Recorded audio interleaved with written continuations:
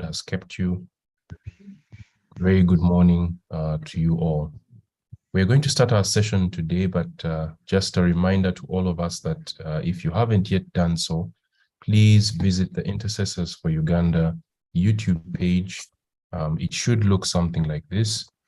And on that YouTube page, you will find all the latest recordings for Management Codes Way series. And if you visit the playlist, you will be able to see every one of the sessions that we've had so far. Be sure to subscribe like I've done so that you can be able to be part of what the Lord is doing in the marketplace. I will introduce our speaker today, and I hope you are expectant and excited as I am for the sessions that we've been having this week. But specifically for this week, we are talking about building systems.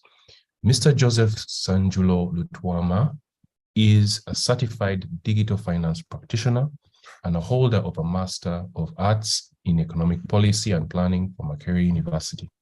He is currently the Director of Programs at Financial Sector Deepening, FSD Uganda, and previously was the Director, Research and Market Development at Uganda Capital Markets Authority. Mr. Lutwama is an expert at designing and implementing inclusive development programs and interventions focused on driving inclusive economic growth for underserved economic market segments. In over 20 years of his career, he has developed a wealth of experience in economic research, financial markets and economic development, and financial sector regulation. Mr. Lutwama is a believer in Jesus Christ. He's married to one wife all the time for 18 years, and they are blessed with 4 children. He is called to be a wellspring of wisdom and knowledge. Mr. Lutwama, you're most welcome. It's a pleasure. It's a pleasure to be before you this morning and to be able to share what the Lord has placed on my heart. I think I'll drive straight away into the presentation. Anthony called me a few weeks ago and told me about these sessions, and he asked me to speak about building systems. It's quite a wide topic, but I trust and believe that God will be able to share with us something today as people in the marketplace. So let me share my presentation.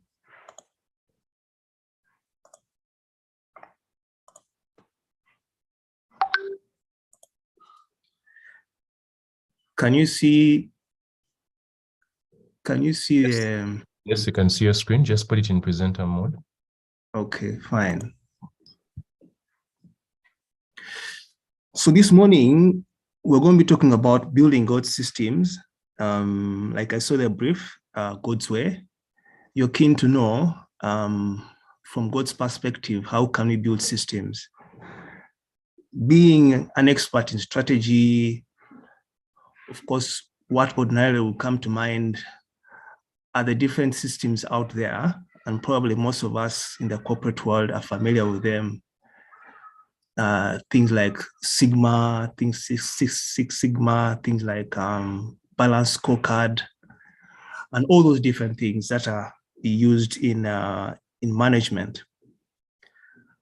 But as I was reflecting on the topic and the fact that we want to be able to tap into the ancient paths, those ancient paths that God has set on our path to be able to discover his ways, I decided to dig a deeper beyond what we already used to and what we already have. So what I'll be sharing this morning may not necessarily be very familiar to the management systems that we are used to, but I believe as believers, God will be able to open our eyes to see what he's trying to build. And the scripture that came to mind was Genesis chapter 1, from verse 26 to 28. And in those scriptures, we see God creating man and creating man in his image. He created man, female, male and female. And he called them to dominate every living thing on the earth. But more critically, he desired that he was fruitful and was able to multiply. So it is very clear from Genesis that we are all created to dominate, that none of us was created to fail. So in God's design, there's no failure. In God's design, every one of us is ahead because we are called to dominate something. We are called to dominate something. So in God's design, there's nothing like third world. All of us ideally is supposed to be first world. There's nothing like a small business. All of us are big businesses in our own right. Each one of us has been called for a path. So that's why when we see failure in our midst, when we see broken systems in our midst, we just need to know that that's not God's design. I usually tell people that it's only school that has taught us how to fail. But in God's curriculum and in God's school, there is no failure. Because the Bible says that he created us, he knew us before we were formed in our mother's womb, and he numbered our days. And he says that we are fearfully and wonderfully made. So if you say someone is a failure, then you're saying that God is a failure.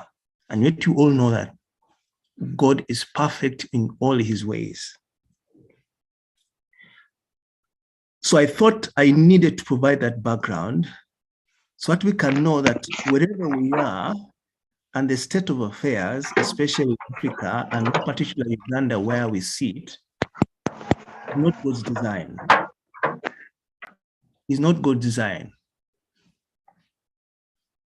And as we study about systems and why it's important for us to have systems, I think I thought to myself, and God opened my eyes, that if you want to understand systems, and if you want to understand how efficient systems work, then the best place to go and study that is a human being. And all of us can attest to that because all of us on this call are human beings. The human being is the most complex and most efficient organization that the earth has ever witnessed. For over 6,000 years or so, the earth has been in place. The most complex and the most efficient organization that has ever existed is the human being. And this is very clear that the species, the human species, have survived catastrophes, have survived pandemics, have gone through wars and all sorts of calamities in the lifetime of the earth. And they are still growing strong. The earth is ever developing into something different. The life and systems and technology is always developing. Innovations are always happening. All those are a testament of the complexity of the human species or the human being. And that goes back to the God who designed this organization, the God who designed this system called human, which is made up of many systems. And the reason why the human species has been able to live this long and has been able to do the great exploits it has been able to do on Earth is because it is comprised of systems. It is run on systems, and those systems run efficiently. You're able to wake up every morning, do your work, sleep, do that 365 days. Those of us who have been here 40 years, those of us who have been here 50 years, you've been going through all that routine every other day, and your heart has never stopped. That's how powerful and efficient the human system is. And if you're going to build organizations that are going to stand test time, they're going to stand the test of time, there's no better place to look as a case study, as a best practice than the human being. So if you want to know how efficiently to run your organization, your company, your business, the best place to start is understanding yourself and how you run and how you operate.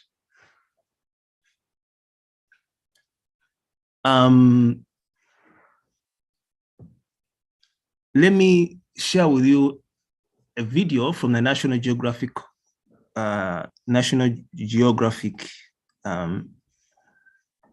that gives us a sneak preview of how the human system works, just to help us appreciate the complexity of the human being.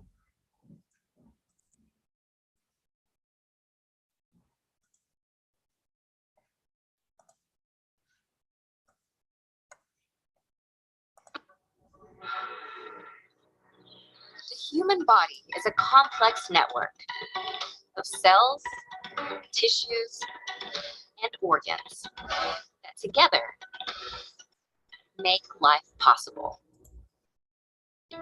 10 major systems are responsible for the body's functions: skeletal, muscular, cardiovascular, nervous, endocrine, lymphatic, respiratory, digestive, urinary, reproductive. The skeletal, muscular, cardiovascular, and nervous systems in particular create an infrastructure that facilitates the other systems. The adult skeletal system is a framework of over 200 bones. They hold the body together, give it shape, and protect its organs and tissues. The skeleton also provides anchor points for the muscular system, which includes 3 types of muscles: skeletal, smooth, and cardiac. They are found throughout the body and facilitate movement. Nestled within these muscles is the cardiovascular system, a pipeline that includes the heart, blood vessels, and the blood itself. Also called the circulatory system, the cardiovascular system delivers oxygen, white blood cells, hormones, and nutrients throughout the body.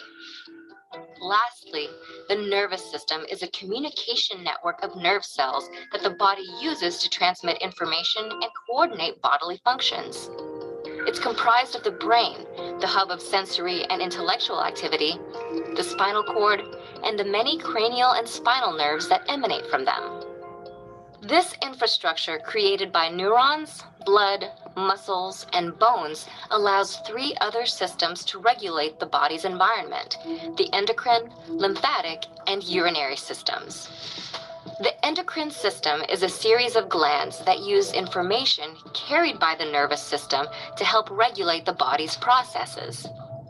Thanks to this neural connection, endocrine glands, such as the thyroid, are aware of the amount of hormones and other chemicals they need to produce. These chemicals are then distributed throughout the body by way of the cardiovascular system. The cardiovascular and nervous systems are also utilized by the lymphatic system, a collection of lymph nodes and vessels that help regulate the body's defenses.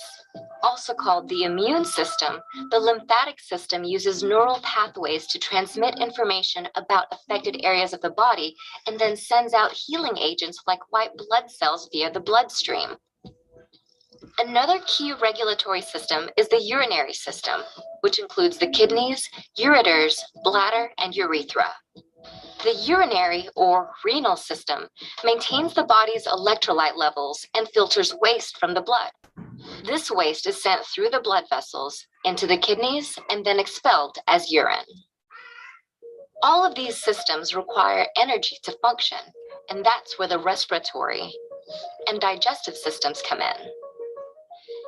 The respiratory system is a group of passageways and organs that extracts life-giving oxygen from the air we breathe. Air enters the body through nasal cavities, travels down the throat, and is then transported to the lungs. The lungs extract oxygen for the body to use and then expel a carbon dioxide byproduct when we exhale. Energy can also come in the form of food.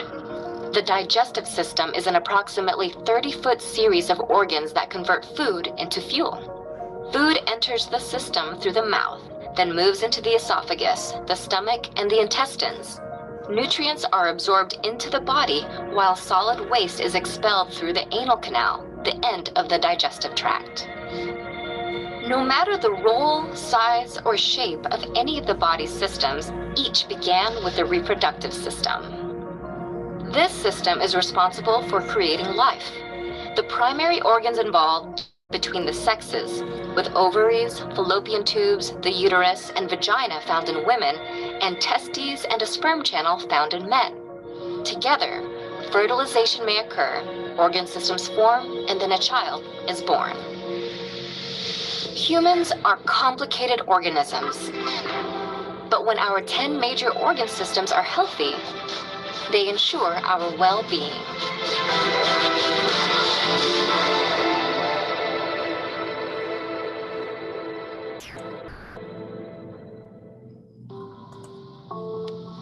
All right, all right.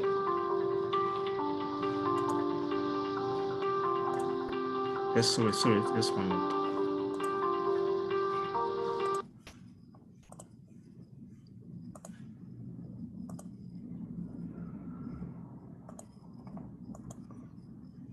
Good.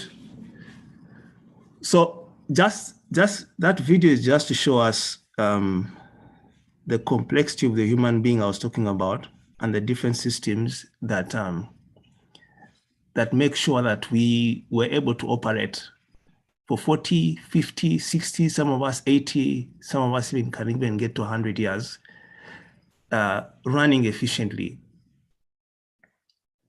How do I apply this to our normal lives? I already talked about the fact that we are created to dominate, to be fruitful, and to multiply. Now, there are two ways, I could say broadly, in which you're able to multiply and dominate. There's what I've called natural replication, and this is very predominant in Africa, where our focus is on producing as many people, as many children as possible. In that design, or in that model or paradigm, a man's honor is how many children they have. The challenge is that this type of growth is limited, because it's limited in as far as man's life is, or men's life are. Because your children are limited to the time they're going to stay on Earth, whether it is 40 years or 50 years. And yes, they can be able to do quite a number of things, but they will be limited. But there's what I call beyond natural replication, where man moves beyond replicating himself to actually designing something like himself. Just like God created man in his own image, man can be able to build organizations in his own image. And organizations are able to grow and span generations. From my research, the oldest company, I think, is 1,500 years. I'm not sure whether anyone has lived for that time, except the people who lived before Noah. But in this day and age, if you're lucky, you're able to grow beyond 100 years. So there's no one who can be able to grow beyond 100 years, but you can have an organization that can actually grow.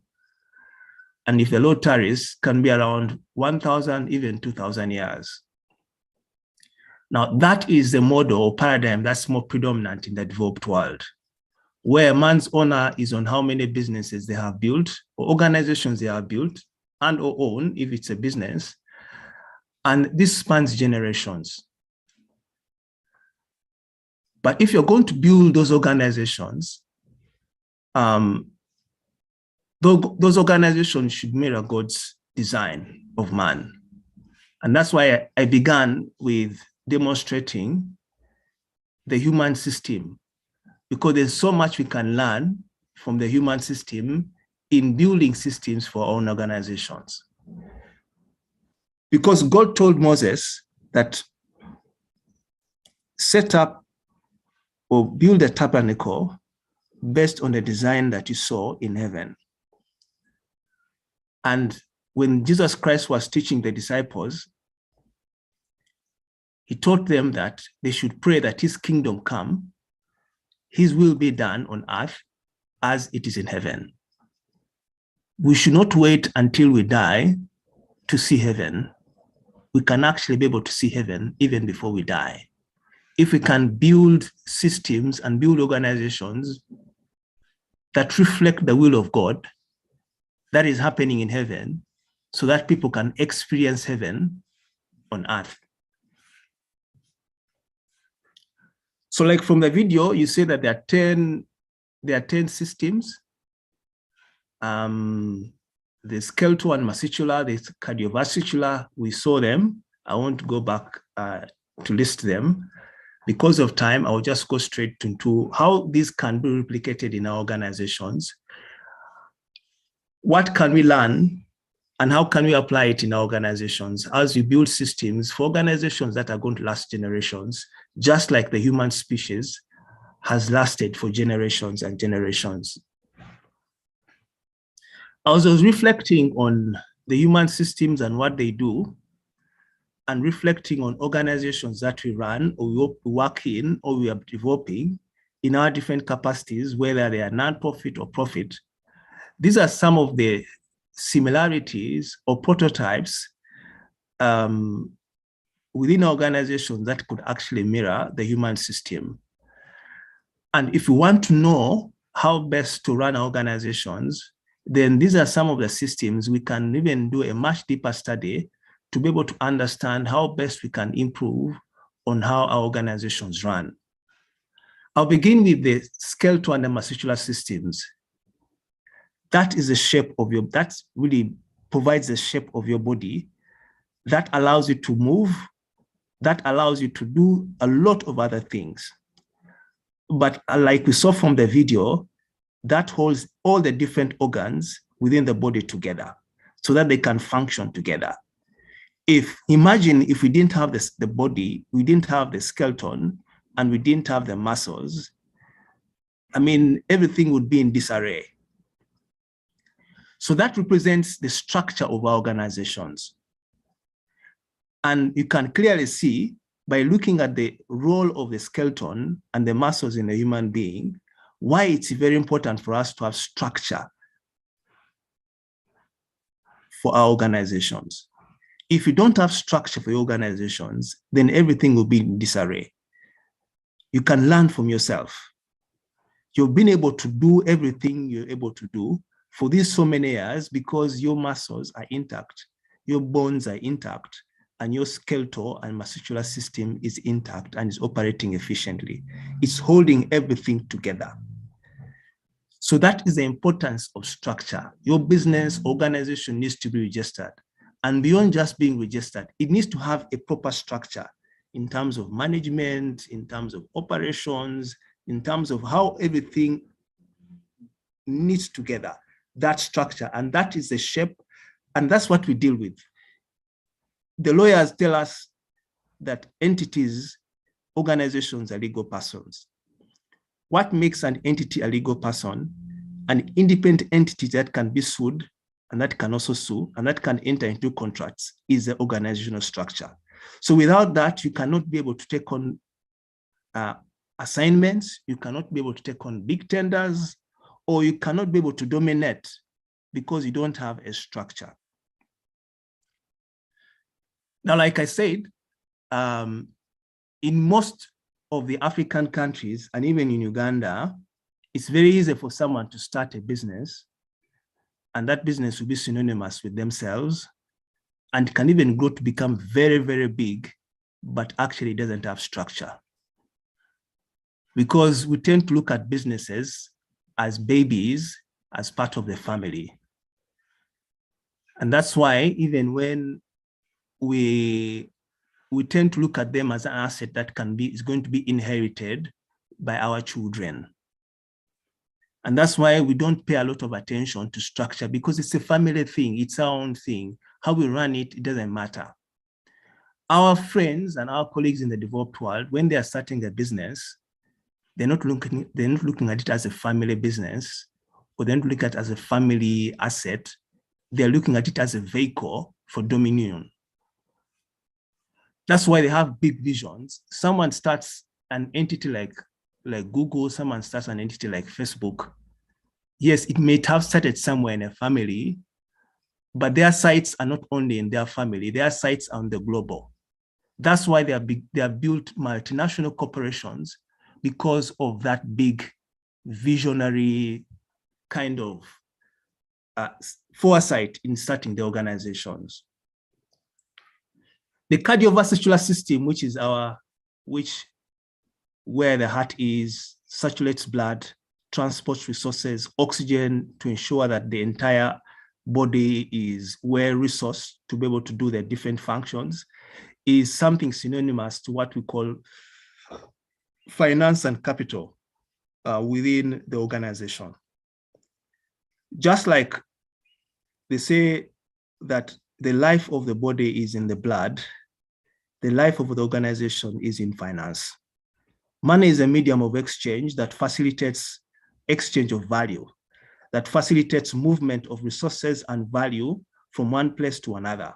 So if you don't have a well-developed financial management system, it will be very difficult for you to stand the test of time, because your different organs, different departments, different parts of the organization will not be well resourced without money.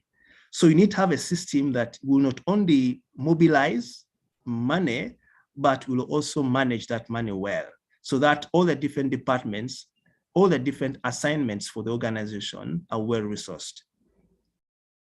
So again, you cannot be one and everything. You're the one who pays salaries, you're the one who mobilizes money.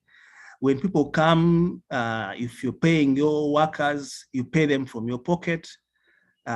You don't have any system to manage your budget, you don't have any budget. There is no way you're going to be able to run an organization, you know? And you can clearly see at the heart of the cardiovascular system is the heart. You need to have the heart, in that case, in the organization is similar to the finance department or the CFO, the finance manager. That is the core that ensures that the organization is well resourced, ensures that the organization has all the capital it needs. And when the capital comes in, that capital is well managed and is able to deliver value. Then we have the nervous system. The nervous system, that's where you have the brain, that's where you have the head.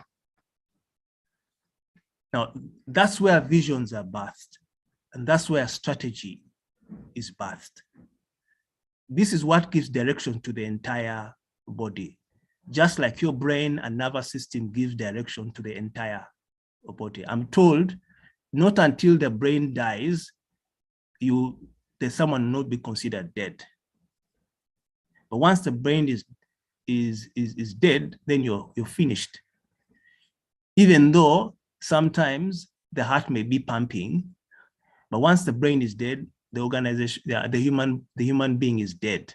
So likewise, it's very critical. This is very critical on having a proper governance system that provides visionary to the entire organization, and that this can comprise of the CEO, senior management, executive, plus the board, or whichever structures that you may have that provide overall oversight on the organization.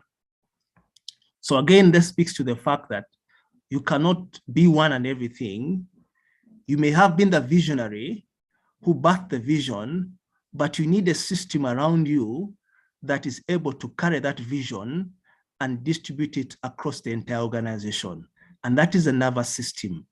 The different nerves that are able to communicate the vision of the entire body, of the head to the entire body.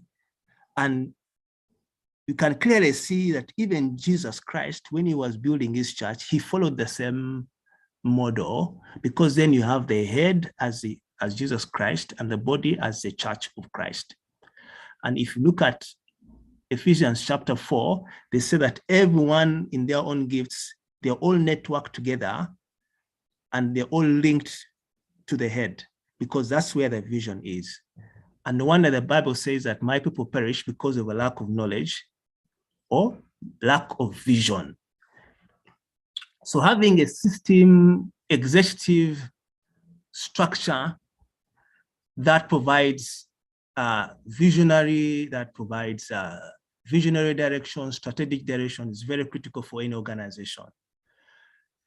The lymphatic or human immune system, that is our body defense. Whenever you have fever, just know that your immune system is in overdrive to ensure that whoever tries to infiltrate your body to make you sick is actually dealt with. Now, you can clearly see that God created the human being self-contained. If you feed well and if you manage your body well, you actually don't need a doctor, because the body is designed to actually also deal with those germs and viruses that actually bring disease. You see? So the body is self-contained. So even your organization should be self-contained, that you're more than ready and able to manage any risks that arise, because risks are anything that will bring down your organization to a hold or even make it fail. So having in place proper internal controls to identify risks, manage them, or even deal with them is very critical for any organization to stand the test of time and to last for generations. The other two is the digestive and respiratory system. We saw in the video that these are the ones that provide energy for the entire body. These are the ones that power the entire body. That's why you see when you have any respiratory disease, you're out of energy. You don't have power. You feel weak. You can't move. If you're not eating well, if you're not digesting well, if things are not being processed well, you will not have the energy. Now, you need to have technology. Technology is, that's the energy that powers the organization. And it can come in different forms. It can come in terms of information communication technology. It can come in terms of production technology, depending on the nature of business. The technology will vary, but that's what powers the organization. So having in place a system that harnesses that technology to be able to deliver whatever you need to deliver as an organization is very, very, very, very important. Because even if you're a very good baker, there's no way you're going to build a world-class bakery just because you're a good baker. You need to have in place a system that is able to nurture people who are able to bake like you. It will probably even bake much better like you. You probably need to buy some machinery that can be able to mix and even do the baking and produce at mass scale. That is technology. You may have started with the idea of all these nice recipes, but for you to build at mass scale, you need to have a system in place, a production system in place that allows you to replicate the same quality of cakes that you've been baking from your kitchen, now on a mass scale, that each time people come to your restaurant or to your baking shop, they will provide the same quality of cake they ate yesterday, and they can even buy it in much bigger quantities. You cannot do that as an individual, however good you are at baking. You need a system that is able to do that. Then lastly is a reproductive system. Without reproduction, none of us will be in place. And even our fathers will not be in place. Even our grandfathers will not be in place. The reproduction makes sure that our legacy lives on, and with every new generation, new ideas come and new things come. And that's why it's important as you're building an organization to always have R&D as part of the systems that you put in place. That's what is going to keep rejuvenating your organization, keep transforming it. You know, you've been around for 1,000 years, but you're producing the latest cutting edge technology. That is only possible through research.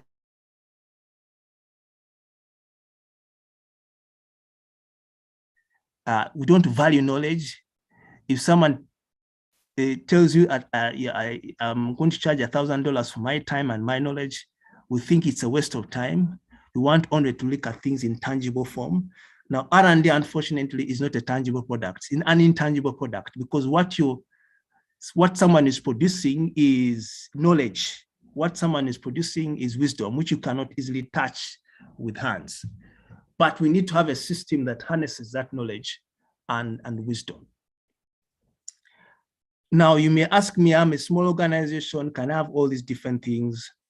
What I can tell you is that when you're starting out, however small you are, this is a vision that you need to have. Because on the day you gave birth to your child, and they handed over that child into your bosom, the child had all these organs. All these organs were developed in that child. They may have been small, they may not have been fully developed, but all of them were there, meaning that God already had a vision of such a complex system, even on day one, when you are actually born. In fact, not even day one, even when you're still in your mother's womb, all these systems are actually already in place.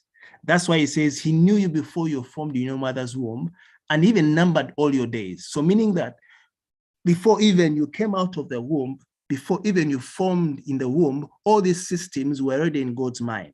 So similarly, when you're birthing your organization, you don't need to start small. You really need to have all the different systems already in your mind. And as you set out on your journey, all this begin to come to life. Just like a young boy, a baby transforms into a young boy, into a teenager, into an adult, and into an old person. So I cannot say it any better that systems are critical. If you're going to dominate, if you're going to be fruitful and multiply on this earth, we need to build organizations that are going to stand the test of time. And there's no better way to start, and there's no better place to learn than ourselves. God has given us an example in ourselves in what it means and what it takes, and how an efficient organization, an efficient system works. Ladies and gentlemen, thank you for giving me your attention. I'll open up to any questions, comments. Wow. What a very, very elaborate and very simplified discussion on organizational systems. I feel that I have got a better picture of what an organization designed to dominate in the different spheres of society should be. Thank you so much, Mr. Joseph Lutwama, for taking us through that. Before I open the floor for questions, we're going to do a small poll. For many of you may not know, we are coming to the end of Management God's Way. And many of you, just like me, are feeling, oh, I wish this would go on for the rest of the year. There's so much to learn. There's so much that we are unearthing.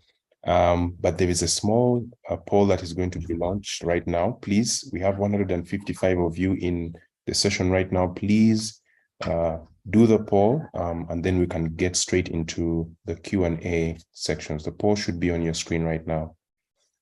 Please, we'll just give that about 5 minutes for us to do that, and we'll get into the time of questions. No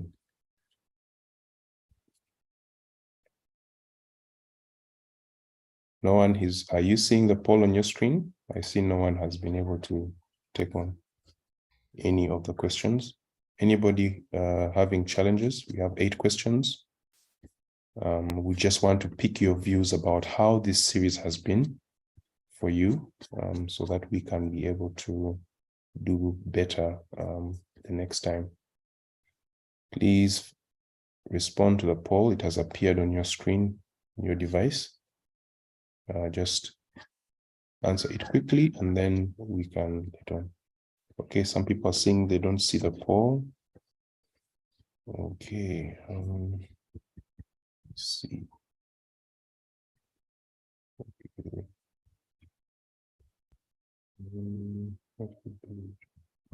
Host, please check the settings. Some people do not see the poll, although I've seen one person has already responded.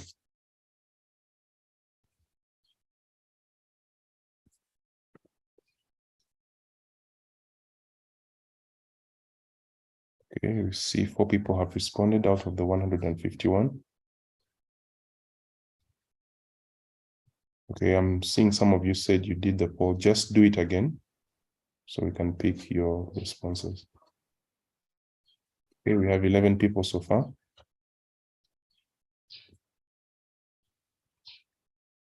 Okay, 15 people. We need to click. Okay, Dora and Poppy are saying they can't see. Host, what is the challenge with the setting of the poll? Some people are not seeing it. Yeah, so sometimes Zoom needs updates for its app. Oh, yeah. So yeah, so sometimes someone can just log out and then get back in. Yeah, but it needs an updated Zoom app most of the time, all of the time. Yeah. Yeah. I suspected that would be it. Please check that your Zoom app is up to date. The latest should be 5.12.3. If you're using anything less than that, please update it. Okay, we are about 63% or 34% of the participants. If you're seeing it, please go ahead and do the poll. For those of you who are not seeing it, please log out and log back in. You should be able to see the poll after you've updated your app. All right, as the poll is running, I'll now open the floor to questions.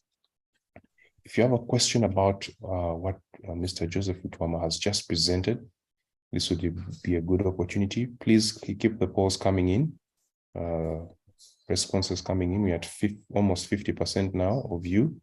Thank you so much for sending in those responses. Any questions?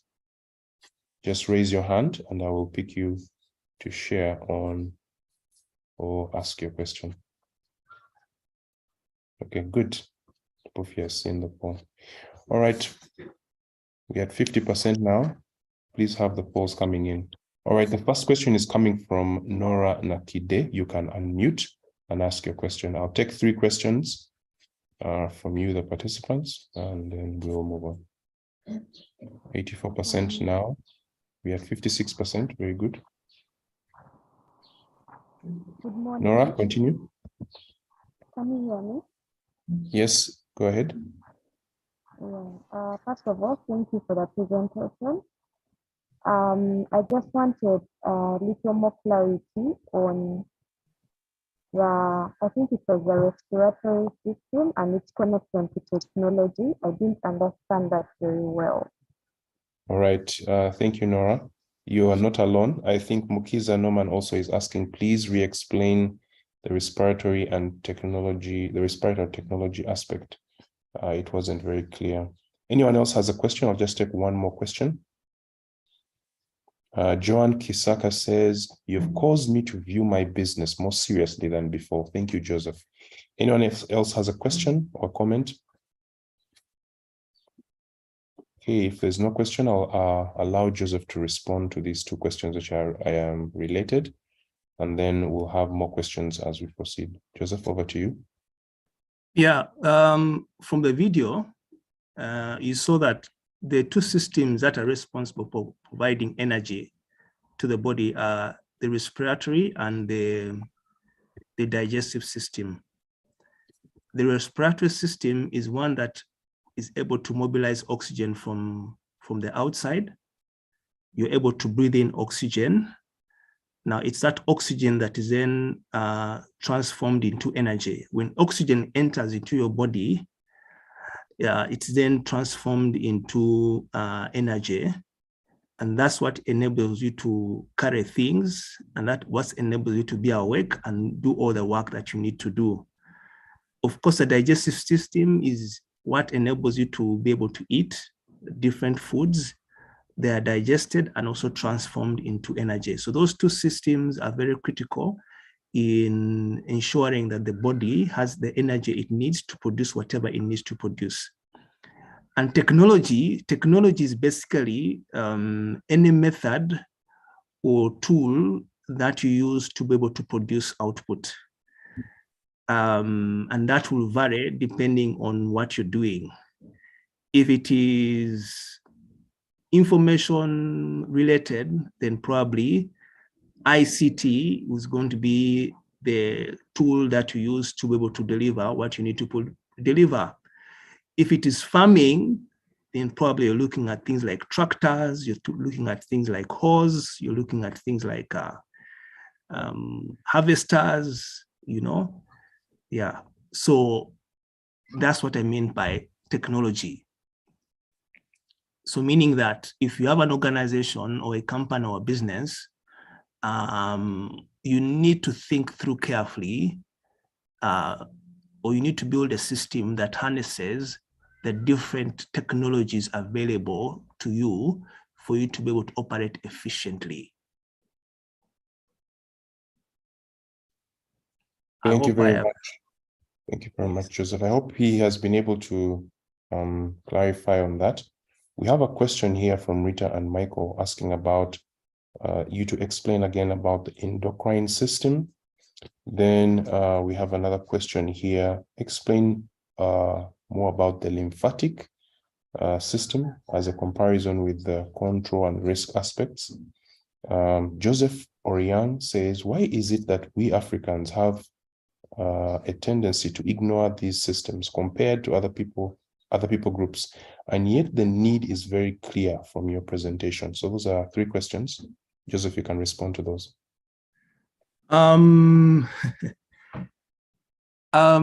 The lymphatic is the one that is what we call the immune system. The doctors know that you have different lymph nodes across the body that are able to detect toxins and all the different things that come into the body. And then you have all the different cells that are able to mobilize to be able to attack and ensure that these toxins are not harmful to the body. So that is really the immune system. And in the organization, that's what we'll call the risk management framework. That is a system within the organization whose role is to identify the risks to the organizations. Risks to the organizations are the enemies of the organizations, just like germs and viruses are to the body. So you always need to be on the lookout for those foreign invaders who are out to destroy your organization. And that's why we have a risk management framework. It identifies, manages risks, or even deals with those risks that can actually be dealt with to ensure that the organization does not collapse. I couldn't get a direct mirror of the endocrine system, but the endocrine system, I think it deals with hormones that manage and regulate the different functions within the body. I'm sure there is something there you can actually be able to learn. Myself, by the way, this is something I'm also learning. Just God began revealing to me as I was given this assignment. That's when God began opening my eyes in terms of how much we can learn from the human system. So even myself is still early days in terms of how much we can learn from the human body to build efficient and effective organizations. As to why Africans, we are not able to apply this knowledge, I think it's just we missed an opportunity, but God is resurrecting that opportunity. I think at the beginning of this session, someone was talking about deliverance and how Moses was called to deliver the people of Israel because they were in bondage. When God begins to reveal certain things like these, it is just like he opened his eyes, he opened himself to Moses, and Moses went with that revelation of deliverance to the people. So likewise, when God begins to open insights like this, it is just like Moses in his day his eyes were opened and realized that actually there was an opportunity for them not to be enslaved forever and to actually be delivered. So having sessions like this is also a sign that actually God is looking at resurrecting or reviving or whatever, reforming the African continent. Thank you very much, Joseph. That is actually very well put. At the Institute of National Transformation, we are taught about God's total quality management system. And amazingly, we are also taken through Genesis chapter 1, verse 26-8, about the fact that God has called us to have dominion.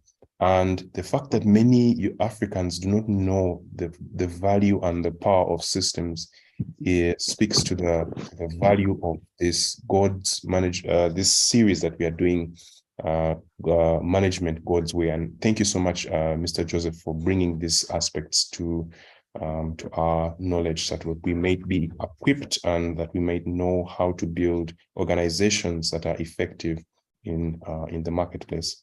We have a question here from Florence. The endocrine could be a statement, actually. The endocrine could be dealing with personality types and placing the right people in the right roles in an organization. That's her thinking. Jennifer Bisikwa says urinary system may be flushing out or getting rid of what is not working in your organization. That's her thought. Thank you, Florence and Jennifer, for your thoughts. And we have here that urinary is one of the excretory systems. Well put. And we have more comments. Are there more questions to Mr. Joseph Lutwama? This is an opportunity for you to ask. We still have a few minutes, maybe 10 minutes.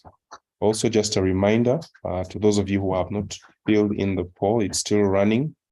We still have quite a number of you who have not yet filled in the poll, about 42 to 43 of you.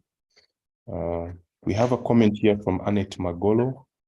Actually, I think we can recreate more time and brainstorm on this topic for our well-being for the future. True, an opportunity will come. Sometimes the system malfunctions, projects stall. How do we jumpstart it and dream again? How do we revive our vision? Thank you, Jennifer, for repeating that question. Actually, I had seen it earlier and I forgot about that. That's the question number one. Question number two, Henry, you can unmute and ask your question. Henry. Okay, thank you. You can hear me, sir? Yes, loud and clear. Go ahead. Yeah, I wanted to ask, this thing which is so common going on around, which is called colon cleansing, that it cleanses the system. So I wanted him to throw some light on it. How genuine is it? Because some say it is dangerous. It moves away useful bacteria from the digestive system. Others say it is okay. It cleanses your system, then all your body gets well. And really, if it is true, how best to do it? And is it genuine? You can advise us on that. Colon cleansing, that system cleansing, flushing, and sometimes others call it flushing. That's my question. Okay, thank you so much. There's another question here from Phoebe. We'll have this, I think, as our last question. How do you touch one system without endangering another? That's a very good question. Thank you, Phoebe.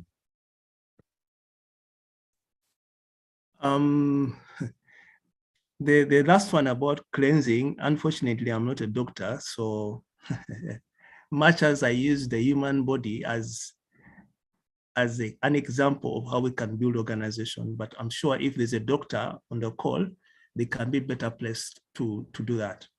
In terms of system malfunctioning, the best way I can answer your question is when you fall sick, what happens? When you fall sick, you either take a rest or you go to a doctor and they get prescription. Unfortunately, most of us, when we have problems in our organizations, we don't invite in experts, management experts, governance experts, HR experts, to actually look and diagnose and give us prescriptions. And yet when we fall sick, we are very quick to go to the doctor and they give us medicine, and we're very religious in taking our medicine, and we get back on our feet. We need to get into a habit of actually using organization and management experts. Our colleagues in the developed world have mastered that. That's why consulting business is a very big thing, because they know the value of knowledge and wisdom. In terms of how you can touch one system and not be able to affect the other, I think all systems are designed to be complementary, and it really comes down to someone being an expert. Like for instance, if you go for an operation and someone is operating maybe the stomach, they need to be an expert to make sure that when they're operating on the stomach, they don't actually cut the uterus for the women or the bladder for the men, because they're all in around the same area. So again, it's really about ensuring that you use the experts who understand organizations to ensure that they become part of your team as you grow your business. Very well put, Mr. Joseph. Indeed, there is a need for us to engage experts to guide us, because we are not the author and the finisher of all knowledge. We have people who understand the different aspects of organizations and the different aspects of the systems that make up the organization, who can guide us and help us to do the right things in the right time, especially when there are issues that we're experiencing in the organization. I have two more questions that I will entertain. I have Benson Ndazibonye. You can unmute and ask a question, and then I'll read out Mr. Richley's question. Is it best not to involve so much family in building systems? This is in response to what you said about the big organizations like Google, Facebook, that do not think of their businesses as family businesses, but international businesses. So he's asking, is it best not to involve so much family in business? Over to you, Benson. Benon, sorry. I think for me, she's already answered it. I was just going to ask, when or how do you begin to build the systems? Because sometimes I believe people are not full aware, it's lack of knowledge of which system should I do that. But I think he's answered it by saying inviting experts to help us to, yeah, I think he's answered it already. Okay, thank you very much, Benon. The question on family, are you able to answer that, Joseph? Yes, I'm not saying that you should not involve your children in your businesses, but what I'm saying is that you should not look at your business as a family asset, especially as a believer in Christ, because God has called us to make disciples, not only of men, but of nations. So when you build businesses, our businesses are not a family asset. They're a kingdom asset and vessel in God's hands to make disciples of nations. Because companies go beyond just impacting people, but companies impact nations. Today, Google, Facebook are able to influence the globe because of what they are. So when you're building a business, even if your family is involved, you're not building it as your own thing, but it is a tool and a vessel in God's hands. So meaning that with that in mind, then it grows beyond the small nucleus family and becomes an asset of the kingdom. So meaning that you're not just looking at yourself, but you're looking at nations, and a company and a business that is going to impact nations cannot just be run out of your kitchen or out of your bedroom. It needs to have proper systems that can enable it navigate the terrains of the globe without any hassle.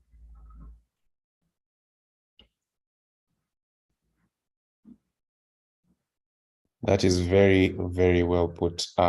Actually, in the Bible, in Luke chapter 12, verse 32, the Bible says, "Do not fear, little flock, for it's your Father's good pleasure to give you the kingdom." So whatever business you're doing, whatever you are engaged in, understand that it's a kingdom business, and God is looking at nations, impacting nations. I'm going to end the poll right now and just project the results as we come to the end. Thank you so much, Mr. Joseph Lutwama, for that exciting and rich exposition on building systems for organizations. I hope that you all have been blessed. The results are on the screen. The series has been excellent to the majority of you, and we are grateful that that has happened. Which is the best time for the series? All of you agree that between 6:30 and 7:30, the series should continue at that time. What would you like a quarterly series to be like? Many of you are saying it should be maintained between Monday to Friday. A few of you say only twice a week. Our next quarterly series is slated for February 2023. Which topic would you prefer? The majority of you say strategic planning is a good topic, followed by the power of vision, followed by leadership, marketing, and then administration. Then between the November 22nd and January 23rd, as we wait for the next quarterly series, how frequently should we meet? Many of you are saying twice a week, maybe Monday and Fridays. Then others are saying Monday only, but the majority say Monday and Fridays. During this time, which topic would you prefer to expound on? Money and stewardship comes out strongly from many of you. Others say the importance of integrity, and the rest, human resource management comes after the importance of integrity. Then we are planning an AKBF in-person meeting in April 2023. What type would you like it to be? Many of you are saying conference involving presentation, questions and answers. And then others are saying maybe a workshop. So maybe we'll do something which adds the two of them. Yes. Then how should the above meeting be hosted? The majority says single day event, morning to evening. And then some of you are thinking that probably we could do a weekend retreat residential. So we'll be looking at that. Thank you so much, all of you, for tuning in today. All the questions can now be diverted to our WhatsApp group, where Joseph will be able to respond. Tomorrow is our grand finale, and I hope that all of you will be in for an exciting end to an exciting series. May God bless you and have a blessed day. Amen. Amen. Thank you, Isaac. Thank you, Ephraim. And thank you, everybody. Tomorrow is grand finale. There are some questions that some of us have sent in. We have a panel that will be responding to that. If you have enough time, we'll also do live question and answer. We thank God. We can unmute and share the words of the grace together. May the grace of the Lord Jesus Christ, And the love of the love God, of God, and the fellowship of the Holy Spirit the be with us all, now and forevermore. Amen. Amen. Amen. Thank you, Thank you. Joseph. Um, Guys. have a wonderful day. Thank you. Good day to you, bless. Thank you, Isaac. Grand finale starts at 6 a.m. Oh yes, 6 a.m. Yes, not yes. Thank you, 6:30. Phoebe, for that Sorry. reminder. Yeah.